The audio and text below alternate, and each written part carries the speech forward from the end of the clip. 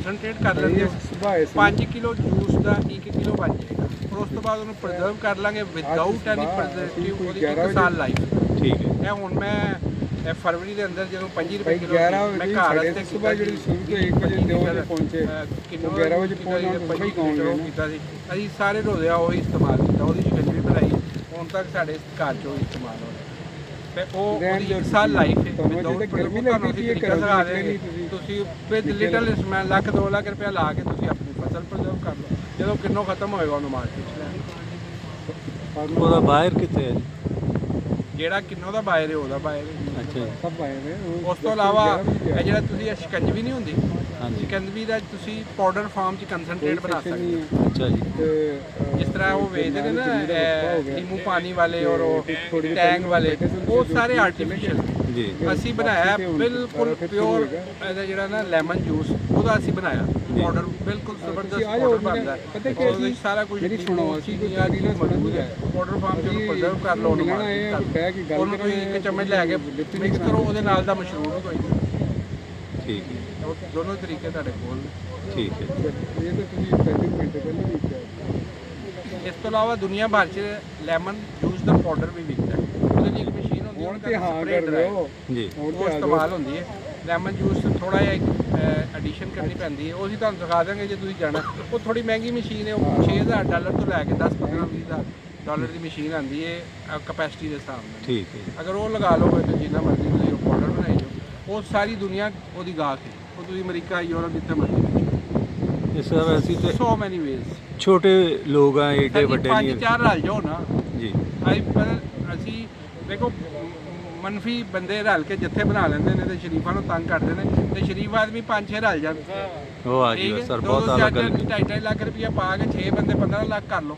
ਸਹੀ। ਤੇ 15 ਲੱਖ ਰੁਪਏ ਦਾ ਤੁਸੀਂ ਸਪਰੇਅ ਡਰਾਇਰ ਬਿਹਤਰੀਨ ਤੁਹਾਡਾ ਲੱਗ ਜਾਏਗਾ। ਇੱਕ ਤੁਹਾਨੂੰ ਜੂਸ ਵਾਲੀ ਮਸ਼ੀਨ ਚਾਹੀਦੀ, ਇੱਕ ਸਪਰੇਅ ਡਰਾਇਰ ਤੇ ਇੱਕ ਪੈਕਿੰਗ ਮਸ਼ੀਨ। ਠੀਕ। ਤੇ ਬਿਹਤਰੀਨ ਤੁਹਾਡਾ ਸਾਰਿਆਂ ਦਾ ਭਲਾ ਹੋ ਜਾਏਗਾ। ਜੀ। ਉਹ ਤੁਹਾਡੀ ਜਿੰਨੀ ਕਪੈਸਿਟੀ ਉਸ ਤੋਂ ਵੀ ਉਹਦੀ ਵੱਧ ਜਾਏਗੀ ਕਪੈਸਿਟੀ, ਹੋਰ ਲੋਕਾਂ ਨੂੰ ਵੀ ਕਰਕੇ ਦੇਈ ਜਾਓ। ਪਰ ਉਹ ਫਿਰ ਮਸ਼ੀਨ ਵਿਹਲੀ ਨਹੀਂ ਰਹੇਗੀ। ਜਦੋਂ ਇਹ ਖਤਮ ਹੋ ਜਾਏਗਾ ਜੋ ਮਰਜ਼ੀ ਕਰਨਾ ਉਹਦੇ ਤੇ। ਮੈਂ ਹੈਰਾਨ ਹੋ ਰਿਹਾ ਸਰ, ਤਿੱਬਤ ਹੈ ਨਾ ਚਾਈਨਾ ਦਾ, ਬ੍ਰੇਨ ਨਾਲ ਲੋਕੀ ਕੰਮ ਕਰਦੇ, ਉਹ ਤਾਂ ਕੁਛ ਨਹੀਂ ਹੁੰਦਾ। ਉਹ ਪੁਰਾਣੇ ਜ਼ਮਾਨੇ ਦੇ ਲੋਕ ਨੇ, ਉਹਨਾਂ ਨੂੰ ਸਿਖਾਇਆ ਸਿਖਾਇਆ, ਉਹਨਾਂ ਨੇ ਕੋਈ ਗੱਲ ਸਮਝੀ ਨਹੀਂ। ਉਹਨਾਂ ਕੋਲ ਹੁੰਦੇ ਨੇ ਯਾਕ, ਵੱਡੇ ਵੱਡੇ ਜਿਹੜੇ ਨਹੀਂ ਹੁੰਦੇ। ਉਹ ਚੀਨੀਆਂ ਨੇ ਸਾਰੀ ਦੁਨੀਆ ਨੂੰ ਯਾਕ ਦਾ ਦੁੱਧ ਦਾ ਪਾਊਡਰ ਬਣਾ ਕੇ ਵੇਚ ਦਿੱਤਾ। ਉਹਨਾਂ ਕਹਿੰਦੇ ਤੁਸੀਂ ਯਾਕ ਪਾਲ ਸਕਦੇ ਹੋ, ਇਹੀ ਪਾਲੀ। ਉੱਥੇ ਲੋਕਾਂ ਨੂੰ ਉਹਨਾਂ ਨੇ ਯਾਕ ਦੀ ਕਲਟੀਵੇਸ਼ਨ ਕਰਕੇ ਉਹ ਦੇ ਦਿੱਤੀਆਂ ਨੇ। ਉਹ ਸਾਰੇ ਘਰਾਂ 'ਚ ਕਿਸੇ ਨੇ 10 ਰੱਖੀਆਂ, ਕਿਸੇ ਨੇ 5 ਰੱਖੀਆਂ। ਇੱਕ ਪਿੰਡ ਦੇ ਵਿੱਚ ਉਹ ਸਪਰੇਅ ਡਰਾਇਰ ਲਾਤਾ, ਉਹ ਦੁੱਧ ਲਿਆ ਕੇ ਪਾਊਡਰ ਬਣਾਉਂਦੇ ਨੇ। ਤੁਸੀਂ ਹਿਸਾਬ ਲਾਓ, ਤੁਸੀਂ ਚੈੱਕ ਕਰੋ, ਉੱਥੇ ਜਾ ਕੇ ਉਹ ਦੇਖੋ ਉਹ ਪਾਊਡਰ ਕੀ ਪਾਵੇ। $30 $40 ਪਰ kg ਯਾਕ ਦਾ ਪਾਊਡਰ। ਉਹ ਸੁਪਰ ਫੂਡ ਉਹਦਾ ਨਾਮ ਉਹਨਾਂ ਰੱਖਦਾ। ਸਾਰੀ ਦੁਨੀਆ ਲੱਭਦੀ ਫਿਰਦੀ ਹੈ ਕਿਧਰੋਂ ਸਾਨੂੰ ਯਾਕ ਦੇ। ਤੇ ਸਰ ਬ੍ਰੇਨ ਨਾਲ ਇੰਝ ਕੰਮ ਹੁੰਦੇ ਨੇ। ਉਹ ਤੁਹਾਡੇ ਕੋਲ ਸਪਰੇਅ ਡਰਾਇਰ ਫਾਲਤੂ ਹੋਏਗਾ, ਤੁਸੀਂ ਜੋ ਮਰਜ਼ੀ ਕਰੀ। ਸਹੀ। ਲੱਸੀ ਦਾ ਪਾਊਡਰ ਸਾਰੀ ਦੁਨੀਆ ਮੰਗਦੀ ਹੈ, ਦਹੀਂ ਦਾ ਪਾਊਡਰ ਸਾਰੀ ਦੁਨੀਆ ਮੰਗਦੀ ਹੈ। ਵਿਹਲੇ ਟਾਈਮ ਨੂੰ ਬਣਾਈ ਜਾਓ। ਸਹੀ। ਇਹ ਔਰੇਂਜ ਦਾ ਵੀ ਸਪਰੇਅ ਡਰਾਇਰ ਤੇ ਔਰੇਂਜ ਵੀ ਹੋ ਸਕਦਾ। ਕੁਝ ਚੀਜ਼ਾਂ ਮਿਕਸ ਕਰਨੀਆਂ ਪੈਂਦੀਆਂ ਇਹਨਾਂ ਦੇ ਵਿੱਚ। ਕੋਈ ਐਸੇ ਐਸਿਡ ਹੁੰਦੇ ਨੇ ਜਿਹੜੇ ਕਿ ਡਰਾਈ ਨਹੀਂ ਹੁੰਦੇ। ਲੈਮਨ 'ਚ ਵੀ ਮਾਲਿਕ ਐਸਿਡ ਹੁੰਦਾ ਜਿਹੜਾ ਖੁਸ਼ਕ ਨਹੀਂ ਹੁੰਦਾ, ਲਿਕੁਇਡ ਰਹਿੰਦਾ। ਉਹਦੇ ਲਈ ਫਿਰ 5-6% ਇਹਦੇ ਵਿੱਚ ਚੀਜ਼ ਕੋਈ ਐਡ ਕਰਨੀ ਪੈਂਦੀ ਹੈ। ਉਹ ਇੰਟਰਨੈਸ਼ਨਲ ਸਟੈਂਡਰਡ ਹੈ, FDA ਅਪਰੂਵ ਹੈ, ਯਾਨੀ ਉਹਦੇ ਕੋਈ ਐਸੀ ਗੱਲ ਨਹੀਂ ਹੈ।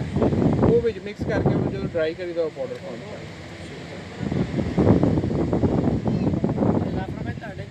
ਕੈਪਚਰ ਹੋ ਰਿਹਾ ਤੁਹਾਡੇ ਮੋਬਾਈਲ 'ਤੇ। ਤੁਸੀਂ ਇਹ ਸ਼ੇਅਰ ਕਰ ਦੇਣਾ ਫੇਸਬੁੱਕ ਤੇ ਮੁਖਤਲਿਫ ਜਗ੍ਹਾ ਤੇ ਹੋ ਜਾਏਗਾ ਜੀ। ਸਰ ਕੋਈ ਪਾਣੀ ਪਿਆ ਦੇਵੇ ਨਾਲ।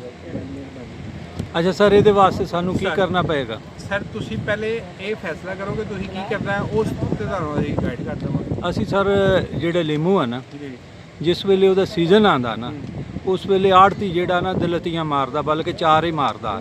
ਤੇ ਅਸੀਂ ਇਹਦਾ ਕੋਈ ਬਾਈ ਪ੍ਰੋਡਕਟ ਬਣਾਉਣਾ ਚਾਹੁੰਦੇ ਜਿਹੜਾ ਤੁਸੀਂ ਦੱਸਿਆ। ਅਸੀਂ ਬੜੀ ਦੇਰ ਦੇ ਲੱਗੇ ਹਾਂ ਜੀ ਇਹਦੇ ਵਾਸਤੇ। ਅਦਾਰਿਆਂ 'ਚ ਗਏ ਹਾਂ ਅਸੀਂ, ਉਹ ਮੁਖਤਲਿਫ ਫੈਕਟਰੀਆਂ 'ਚ ਗਏ ਹਾਂ, ਯੂ ਰਿਸਰਚ ਵਾਲਿਆਂ ਕੋਲ ਗਏ, ਜ਼ਰੀ ਯੂਨੀਵਰਸਿਟੀ ਵਾਲਿਆਂ ਕੋਲ ਗਏ, ਸਾਨੂੰ ਕਿਤੋਂ ਖੈਰ ਨਹੀਂ ਪਈ।